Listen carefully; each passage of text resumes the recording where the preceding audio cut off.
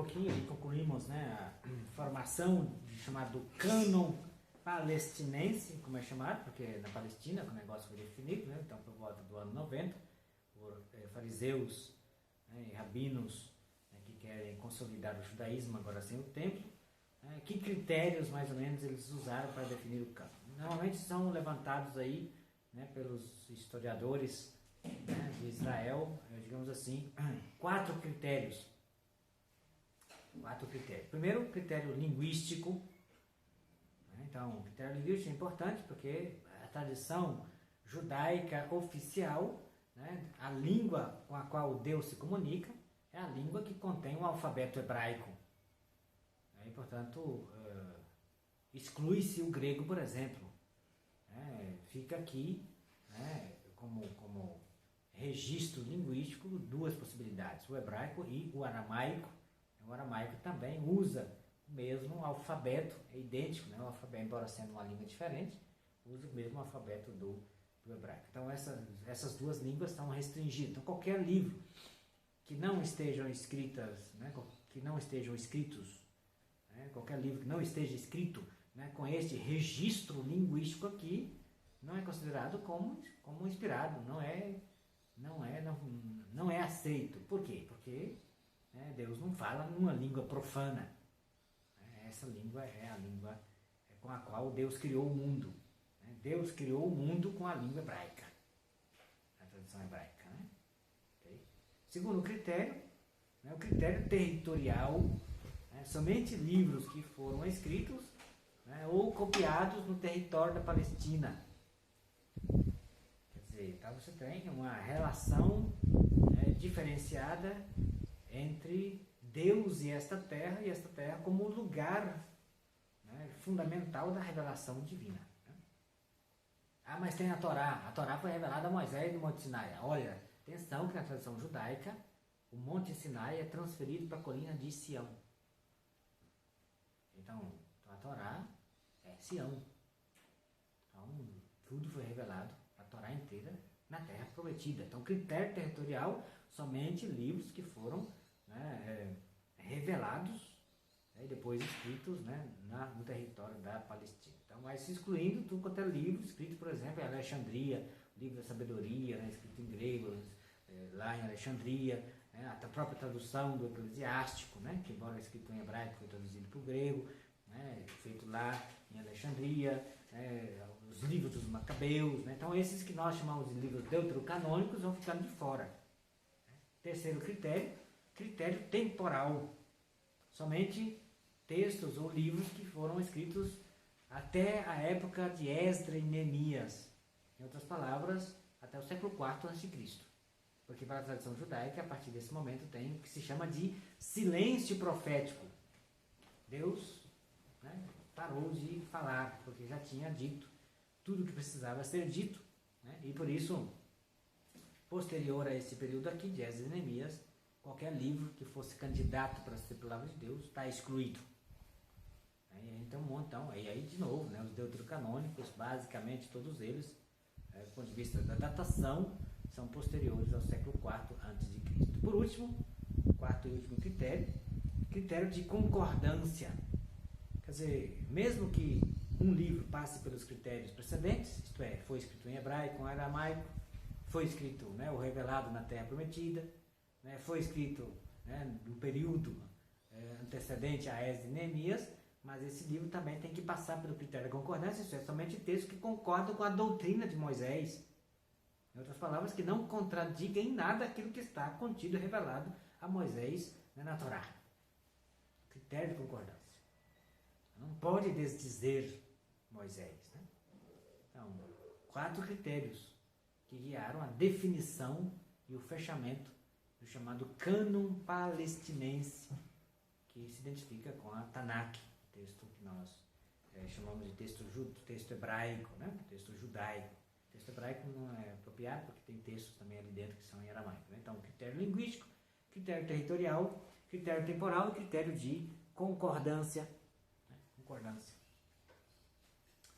Além desse cânon aqui, o cânon palestinense, vale a pena recordar também né, o cânon também judaico, mas de judeus da diáspora. Veremos num capítulo seguido a esse que nós estamos aqui batendo papo, a questão da tradução, as traduções antigas da Bíblia. E lá veremos, né, um pouquinho a história da tradução do texto hebraico para o grego. Então, houve um processo, né, de tradução da Bíblia hebraica para o grego por uma comunidade judaica da diáspora em Alexandria, no Egito. Então, é chamado de cânon alexandrino, porque é ligado a Alexandria. E aí, se você pega, né, o cânon alexandrino, né, o texto, os livros contidos na Bíblia grega, né, no Antigo Testamento grego, como a gente chama, né, este cânon não tem somente os 39 livros, né, da Tanakh, né, traduzido para o grego. Eles têm mais livros.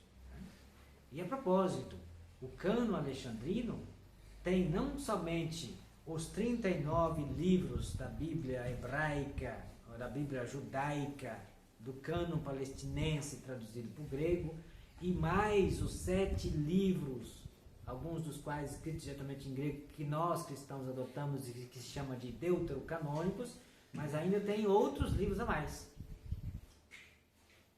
Okay? Então, além dos 39 livros, traduzidos para o grego, né, a gente tem os que nós chamamos de deuterocanônicos. Portanto, lá aparece, né, o livro de Judite, deuterocanônico. Aparece o livro de Tobias, né, deuterocanônico. Aparece o primeiro e segundo livro de Macabeus, deuterocanônico. Né? E aparece também o livro da Sabedoria, deuterocanônico. O livro de Sirácida, ou Eclesiástico, também deuterocanônico, né? E algumas partes, né, escritas diretamente em grego, que também são relatos deuterocanônicos que nós cristãos adotamos. 2 são os principais, isto é, a história de Susana. A história de Susana é independente. Né? Por quê? Porque o livro de Daniel, como vocês sabem, é um livro compósito com 2 línguas, metade hebraico, metade aramaico. Então, na língua hebraica e aramaica vai até o capítulo 12. Então, o livro de Daniel acaba no capítulo 12, em hebraico e aramaico. E aí os tradutores da Bíblia, né, para o grego, em Alexandria, no Egito, traduziram os 12 capítulos, bonitinho, tem grego. Mas aí, separado, não tem nada que ver com Daniel, tem a história de Susana. Aquela, né, que recebeu uma investida dos 3 velhotes carcomidos pelo mal, né, que acusaram, por isso que ela não cedeu, foi acusada de adultério, né, estava prestes a ser condenada, e aí entra o jovem Daniel. Mas que jovem Daniel é esse? Então, o tradutor, né, São Jerônimo, da Bíblia cristã católica, né, entendeu que aquele Daniel era o mesmo do livro de Daniel. Então colocou como capítulo 13 de Daniel, em latim, né, associando no livro. E depois a gente tem uma história também independente, no qual surge também a figura de Daniel, que é a história de Bel e o dragão, também escrito diretamente em grego. Tem nada que ver com o livro inicial de Daniel. E aí, né, São Jerônimo associou com o capítulo 14 do livro de Daniel. Então, são 2 relatos que são deuterocanônicos, né, no sentido de que não fazem parte da Bíblia, né, palestinense, não fazem parte.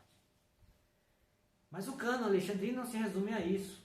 Tem mais livros ainda. Né? Além desses deuterocanônicos que nós, né, herdamos como cristãos, né, o cânon alexandrino, algumas igrejas, inclusive ortodoxas, conservam esse cânon aqui, mais longo, né? Aparece o primeiro livro de Esdras. Mas a nossa Bíblia não tem livro de Esdras? Tem. Só que o que na nossa Bíblia tem como livro de Esdras, na verdade aparece na Bíblia grega como o segundo livro de Esdras. Então, o primeiro livro de Esdras na Bíblia grega não tem na nossa Bíblia. É um livro a mais. extra, né? Que não tem nem no texto hebraico, evidentemente, né? Porque o trem foi escrito em grego, nem tem a nossa Bíblia cristã. Então, além desse Esdras, né, esse livro aqui, atribuído a Esdras, tem também o terceiro e o quarto livro de Macabeus. Mais 2 livros, já deu 3, né? A mais, que nós também não temos na nossa Bíblia cristã. Além desses 3 aqui, tem mais um, chamado Odes, uma série de cânticos, poemas.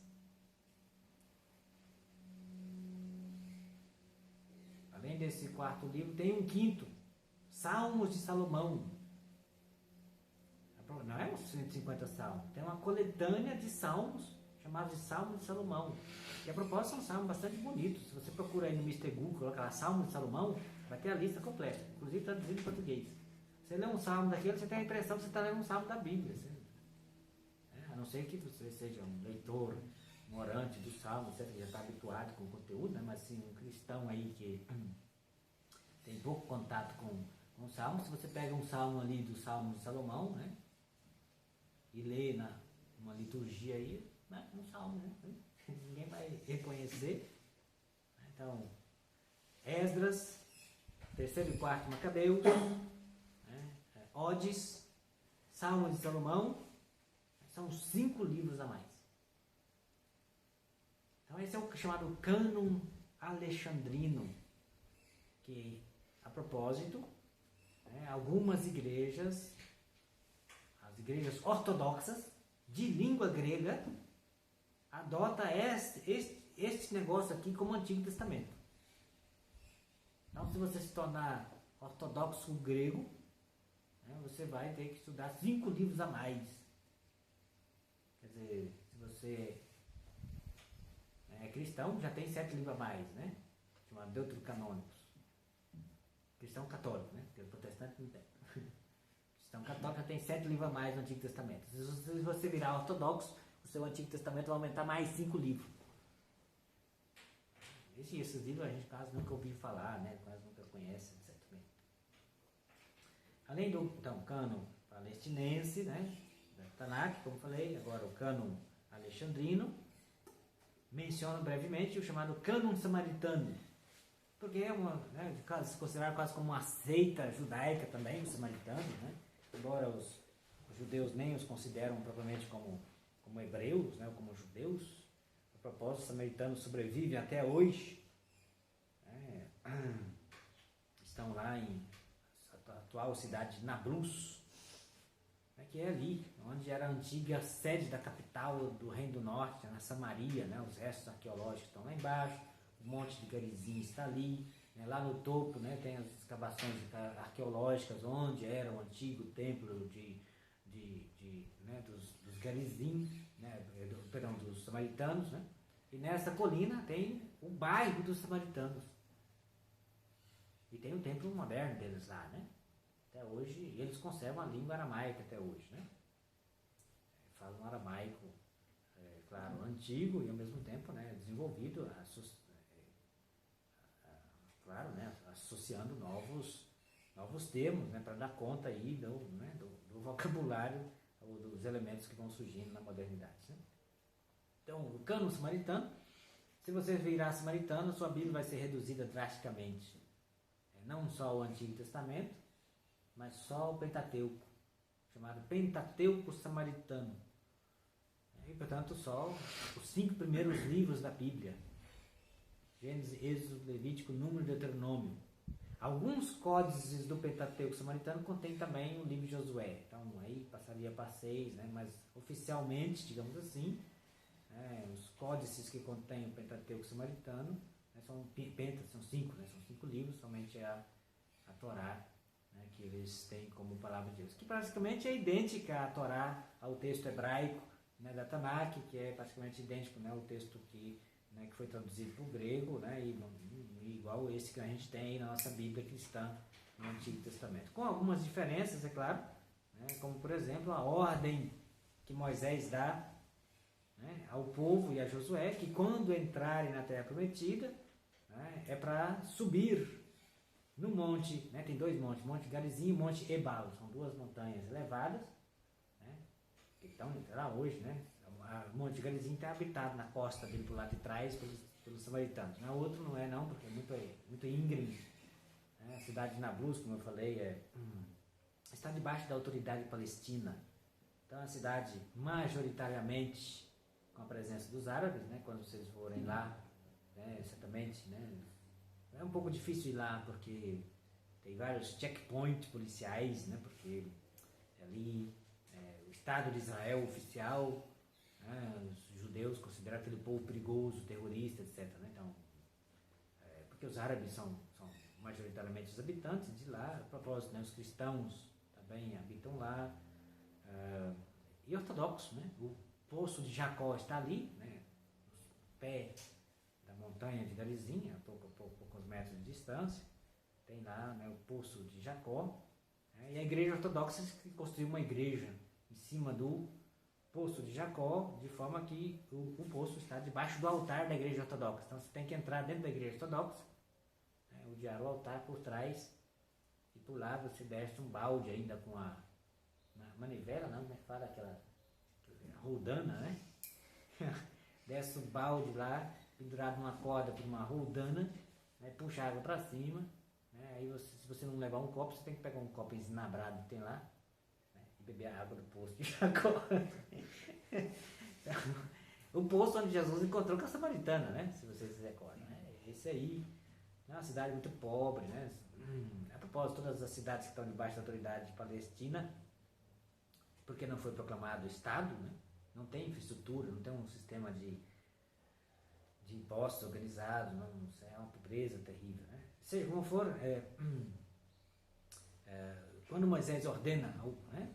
Está preparando o povo na iminência de entrar na terra prometida, ordena ao povo e a Josué que quando entrar, né, o grupo dos levitas vão se dividir em duas partes. Uma parte subir no Monte Garizim, outra parte vai subir no Monte Ebal. Do Monte Garizim vão pronunciar bênçãos para quem cumpre a lei do Deuteronômio, e do Monte Ebal vão pronunciar outra parte, vão pronunciar as maldições sobre quem não cumprir a lei do Deuteronômio, e ao mesmo tempo ordena Moisés para se escrever esta lei em pedra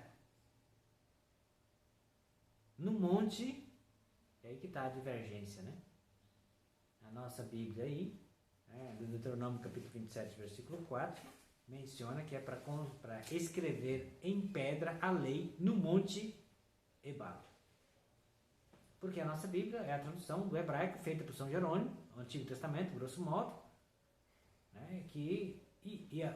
É claro, a vertente hebraica jerosolimitana, palestinense, não quis dar o braço a torcer aos samaritanos, né? Porque se é para construir, para edificar um templo, para poder escrever em pedra esta lei no Monte Garizim, se dá credibilidade teológica ao santuário dos samaritanos. Então, para desautorizar o valor teológico do santuário dos samaritanos, é provável, bem provável, que os copistas rabinos de Jerusalém trocaram o monte. Né? E aí, capítulo 27, versículo 4, Moisés ordena, no texto hebraico, né, de escrever essa lei em pedra no monte Ebal, e não no monte Garizim. Né?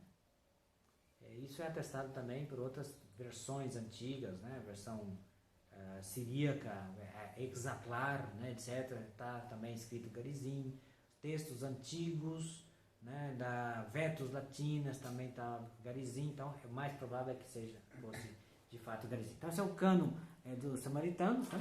E é claro que no contexto, digamos assim, da reforma protestante, né, Lutero, né, com relação ao Antigo Testamento, definiu que seguiria de perto o cânon palestinense para o Antigo Testamento. Em outras palavras, né, ele deixou mais ou menos de fora da sua Bíblia, que ele traduziu para o alemão, ele nem tanto, porque traduziu o Novo Testamento, né, porque a Bíblia é comprida, né, para você traduzir a Bíblia inteirinha, o negócio é bruto. Então ele traduziu o Antigo Testamento, né, o Novo Testamento, terminou no mês de setembro. Por isso a Bíblia de Lutero é chamada de September Bible. a Bíblia de setembro, porque terminou no mês de setembro, coisa curiosa, né? E começou a traduzir o Antigo Testamento, mas a irmã Morte experimentou o cutelo afiado na sua garganta antes de terminar o serviço. Então, ele seguiu o cânon palestinense, judaico, só os 39 livros do Antigo Testamento, deixando de fora esses que nós chamamos, nós cristãos, temos na nossa Bíblia, chamamos de Deuterocanônico, o livro de Tobias, Judite, 1º e 2º Macabeus, Sabedoria, Eclesiástico e Baruque, além dessas partezinhas, capítulo 13 e 14 do texto de Susana, e alguns acréscimos do texto de Daniel, e alguns acréscimozinhos também no livro de Esther, que também foram acrescentados depois em grego. Então, mas é uma coisa curiosa, e Lutero nunca especificou o motivo disso, porque se ele fosse seguir os critérios de canonicidade do cânon palestinense, aqueles 4 que nós falamos, ele teria que tornar-se hebreu, judeu, porque aí o Novo Testamento já era inteirinho. Então ele assumiu um cânon assim, mas sem adotar os critérios para a definição daquele cânon, porque senão teria que tirar todo o Novo Testamento, uma coisa estranha. 2 perguntas aqui. A minha é: por que será que os samaritanos diminuíram tão drasticamente os livros e consideraram só o Pentateuco?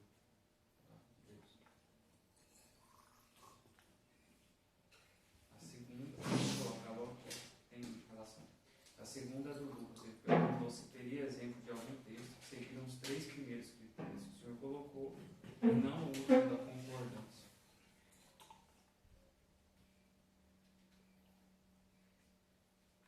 Bom, essa questão, digamos assim,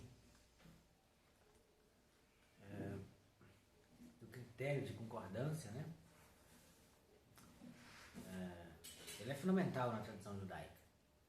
Quer dizer, o livro, se não enquadra, se ele opõe, se ele desdiz, se ele contrapõe a Torá, para os judeus não funciona. Porque a Torá digamos assim, é a palavra com selo de qualidade, a palavra divina com selo de qualidade, ISO 14.000, em metro, tudo, tá ali, direto.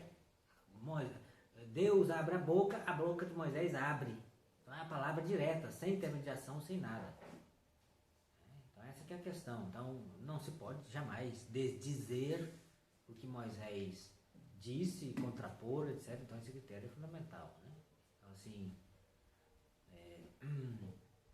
claro que nenhum texto da Tanakh contradiz Moisés. Há uma legislação complementar, os profetas avançam na questão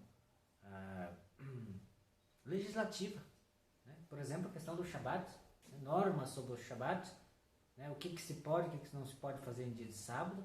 Então há um avanço disso, especificação disso, pela tradição profética, por exemplo, ou pelos livros dos Neviim, ou inclusive dos Ketuvim, que acrescenta alguns elementos nessa questão, mas nenhum deles contradiz abertamente aquilo que Moisés falou, aquilo que Moisés disse. E com relação ao Pentateuco samaritano, essa redução drástica, é difícil de dizer exatamente o motivo disso, mas a gente tem certamente, digamos assim, o fechamento do cânon samaritano, ele é bastante antigo, assim como é o fechamento da Torá, A Torá é bastante antigo, quer dizer, imediatamente após o exílio babilônico, certamente nesse contexto que os samaritanos também fecham o cânon da sua Bíblia, que é chamado Pentateuco samaritano.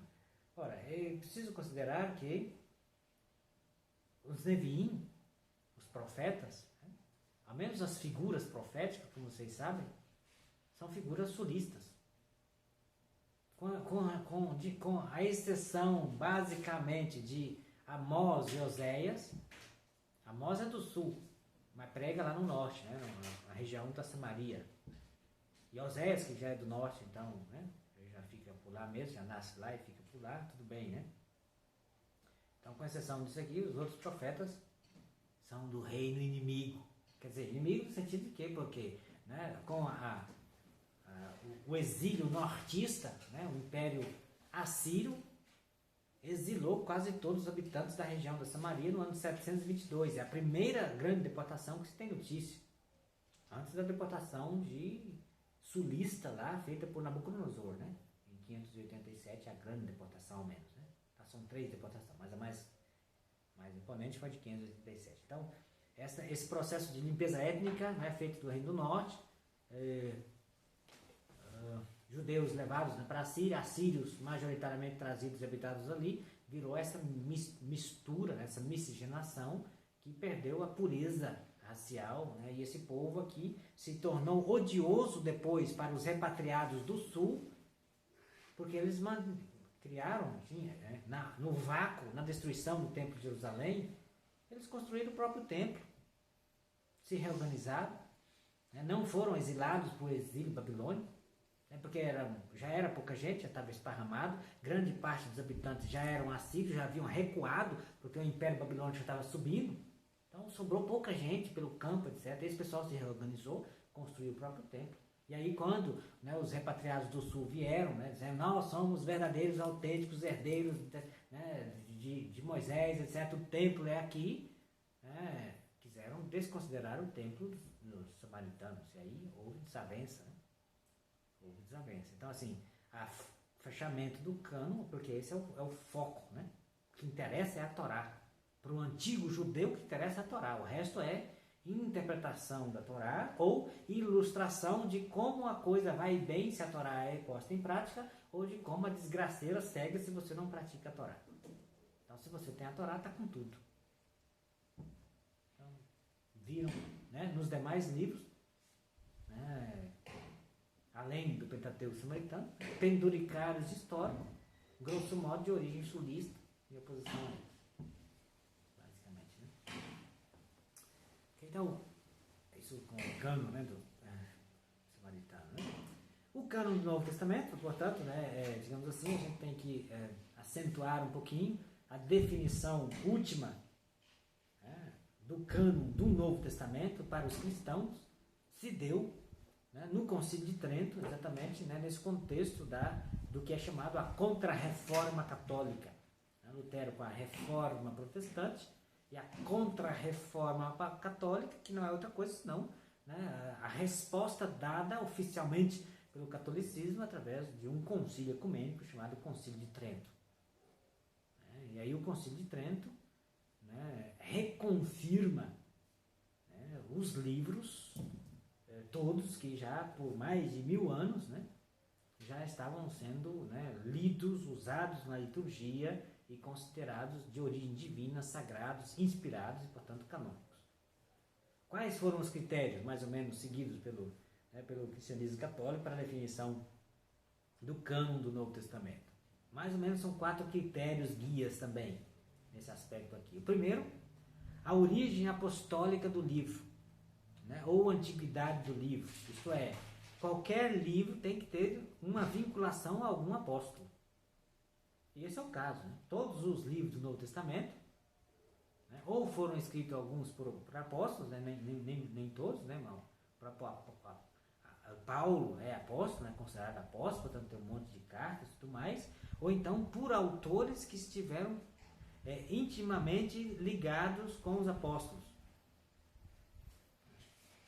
Então, essa origem apostólica do livro, né, antiguidade do livro, né, para você ser um agiógrafo, um escritor do Novo Testamento, você tem que estar, né, na sombra de um apóstolo, né, no período em que o apóstolo viveu.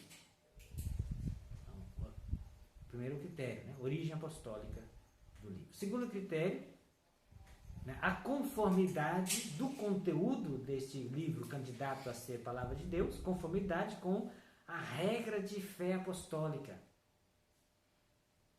Regra de fé apostólica. Então a gente falava disso da regra da fé, né? Cânon, né? Tes aletheias, né? A regra da verdade.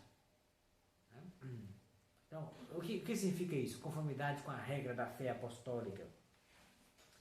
Primeira referência do conteúdo disso é o credo apostólico. Como vocês estudarão, né, na história da liturgia, etc., o credo apostólico é muito antigo. Aquele que a gente reza, né, os cristãos católicos rezam na missa aos domingos ali, né? Creio em Deus Pai, Todo-Poderoso, etc. Então, ali tem uma série de elementos, de conteúdos, né, que são essenciais da fé, do conteúdo da fé objetiva dos cristãos católicos, né, que remonta à época, segundo a tradição dos apóstolos, que qualquer livro que fosse candidato para ser inspirado não pode desdizer a regra da fé apostólica. Então, esse é um eixo orientativo de conteúdo. O segundo eixo orientativo desse elemento, né, de conformidade com a fé apostólica, né, é, sobretudo, né, digamos assim, a concordância deste livro com o conteúdo dos evangelhos canônicos. Os 4 evangelhos canônicos que, desde a origem, ninguém os contestou. Mateus, Marcos, Lucas e João. Não houve contestação a respeito da sua canonicidade, da sua inspiração. Então, eles se tornaram quase que normativos. Né? Nenhum livro pode desdizer, contradizer, opor, né? Negar aquilo que está, né, na regra da fé evangélica. E aí vocês estão vendo, né, que livros, por exemplo, os apócrifos, né, do Novo Testamento, vários livros que foram candidatos para serem palavra de Deus, né, digamos assim, não passaram, porque, né, vão criando histórias sobre Jesus adolescente, Jesus criança, né, fazendo arte, fazendo isso, fazendo aquilo, né, que não tá na regra da fé apostólica, não está, né, desdiz, contradiz, né, o que está nos evangelhos canônicos. Então, esse é um critério importante, né? Primeiro, a origem apostólica do livro. Segundo, conformidade com a regra apostólica. Terceira coisa, o uso na liturgia. Quer dizer, esse é um aspecto importante. O livro precisa ter um histórico de uso na liturgia, isto é, desde os inícios. O livro é de origem apostólica, sim. O livro está de acordo com a regra da fé, está. Então, por que ele não foi acolhido na liturgia oficial do cristianismo católico? Se ele não foi, tem algum problema. Significa que a comunidade apostólica não tinha consideração para esse livro. Então, precisa assumir. Por quê? Porque os livros nascem na liturgia, nascem da igreja que crê. A igreja precede os livros. Os livros escritos, né, os textos, né, a palavra de Deus é o registro, como eu falei antes, é a sedimentação literária da palavra de Deus recebida na eclesia. E agora, se esse livro não é usado na liturgia, então está fora. É por isso que o Concílio de Trento definiu o seguinte: olha, os livros são estes, livros inspirados são estes. Aí cita de Gênesis ao Apocalipse a lista completa, né, desses livros, e fecha o assunto. Quem está dentro não sai, quem está fora não entra. Como assim quem está fora não entra? Porque alguém podia fazer essa pergunta, né? Quer dizer, da noite para o dia, assim como em 1948, né, até a década de 60 foram encontrados diversos livros que são anteriores a Cristo, dos decênios.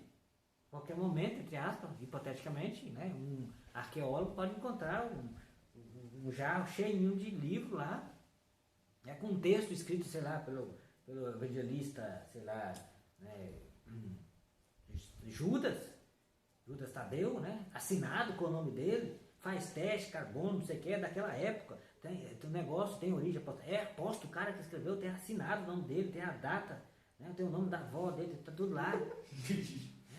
O livro, né, está em conformidade com a fé apostólica e tudo mais. Então, por que não entra? Achou um livro, perdido, achou, o cara é autêntico, é comprovado, mas não entra. Não entra por quê? Porque não tem uso na liturgia. Se aquele livro, mesmo sendo autêntico de um apóstolo, o apóstolo poderia não estar inspirado para escrever aquele livro.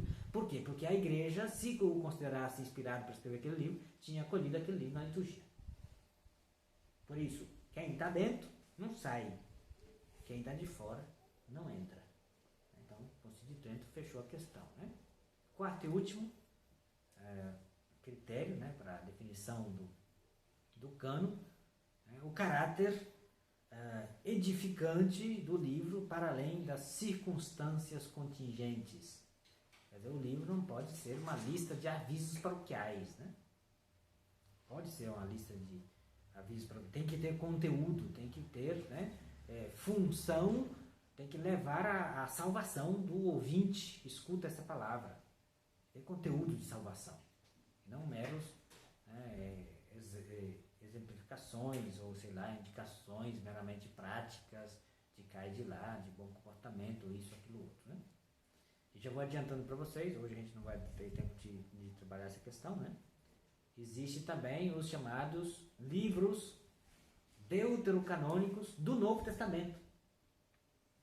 Por quê? Porque alguns livros do Novo Testamento, não os evangelhos, esses jamais, né, foram colocados em dúvida a respeito da sua inspiração pelos padres da igreja. Algum outro, digamos assim, padre da igreja colocou em dúvida um ou outro desses livros do Novo Testamento, exatamente por conta desse critério aqui.